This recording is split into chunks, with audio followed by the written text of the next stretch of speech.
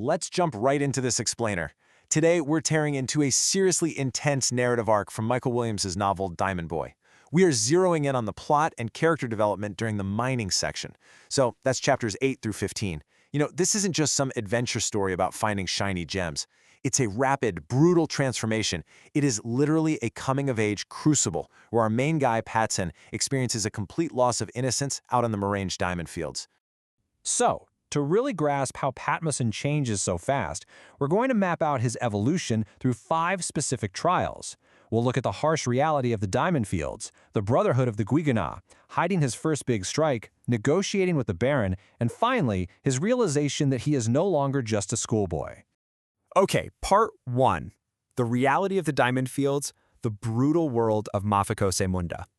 I mean, just imagine the sheer physical shock hitting this kid. One day, he's in a comfortable classroom, and the next, he's thrown into the scorching, incredibly dangerous terrain of Mafiko Munda. You're talking about a chaotic, sweltering diamond mine, where laborers are just endlessly digging in the blistering sun. Patson sees the desperation, the absolute grueling physical toll of artisanal mining. The dirt, the extreme heat, the sheer scale of this operation. It's just entirely alien to the life he knew before. And then, bam, the ultimate emotional catalyst hits him at Bonda Hill, which is the richest mine in Marange. He sees his own father, a respected, educated teacher, covered in mud, completely broken down by these brutal conditions. Now, you might think seeing his dad reduced to this would make Patson run for the hills, right? Actually, no. It pushes him to fiercely embrace the miner's life. Right then and there, he makes this absolute, unwavering decision to stay and dig to pull his family out of this dire situation. Moving on to part 2. The Brotherhood of the Gwejana, or finding a tribe in the dirt. Look, survival out in Marange, it's definitely not a solo gig. To protect himself and actually learn the ropes, Patson becomes part of a gwejana. A gwejana is essentially this highly secretive, tight-knit youth syndicate that operates entirely under the radar within the much larger, way more dangerous Banda syndicate. These kids work together, they watch each other's backs, and they forge a powerful shared purpose in an environment that is frankly totally lawless. And to survive this madness, Patson desperately needs an emotional anchor. He finds exactly that in a boy named Arvis. The contrast between these two is wild. On one hand, you have Patson, a former dependent schoolboy, and on the other, you've got Arvis, HIV positive, orphaned, but already a totally seasoned survivor in the fields.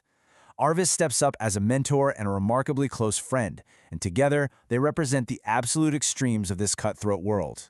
That shared trauma, plus the daily, desperate hunt for diamonds, it forges a bond that's honestly thicker than blood.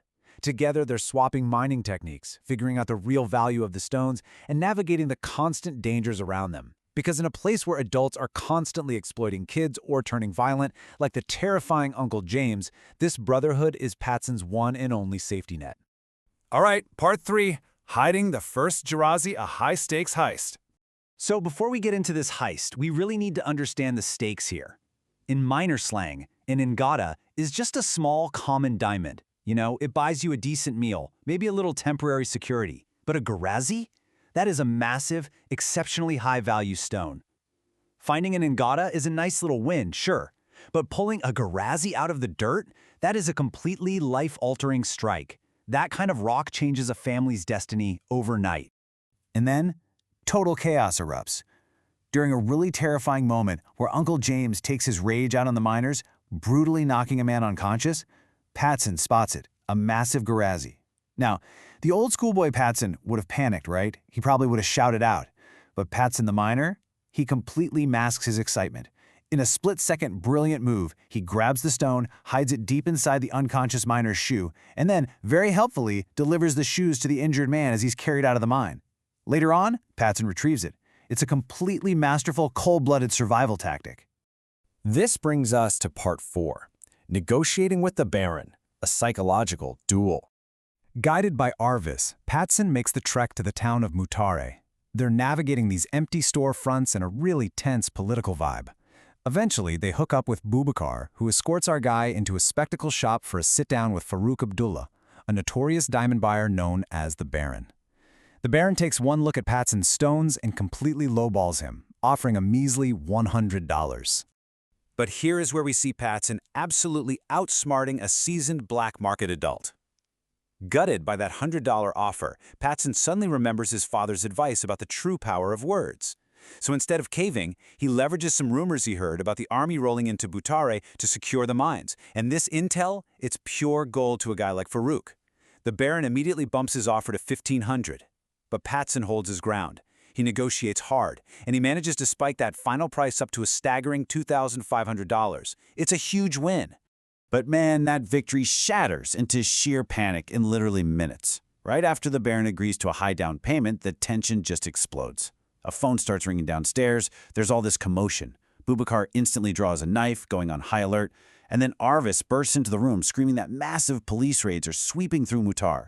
In the blink of an eye, this triumphant negotiation turns into a desperate fight just to escape the town with their lives and their cash.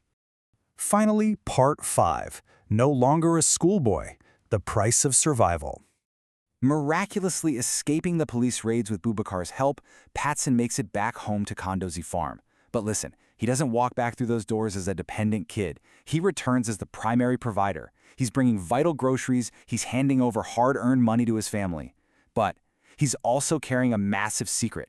He keeps that incredibly valuable girazis completely hidden from the authorities and his family, safely tucked away inside a secret compartment he carved into the sole of his running shoe. He is fully 100% operating by the secretive rules of the Marange diamond fields now. And the culmination of this entire journey, it's perfectly captured in his own words. Over on page 112, in a diary entry, Patson writes, "I am no longer a schoolboy, but a diamond miner." He has survived the crucible. He faced down incredibly violent syndicates, he built his own brotherhood, he pulled off a flawless heist right under everyone's noses, and he psychologically bested a black market baron. That old identity, it is completely gone. So that leaves us with a pretty provocative thought to wrap up our explainer today. We just watched Patson gain wealth, intense survival skills, and a brotherhood, but he came at a massive cost to his innocence. And it really makes you wonder. When extreme circumstances force you to grow up overnight, what pieces of yourself, what parts of your own childhood are you willing to leave behind, buried in the mud? Thanks for exploring this wild character transformation with me. Until next time, keep learning.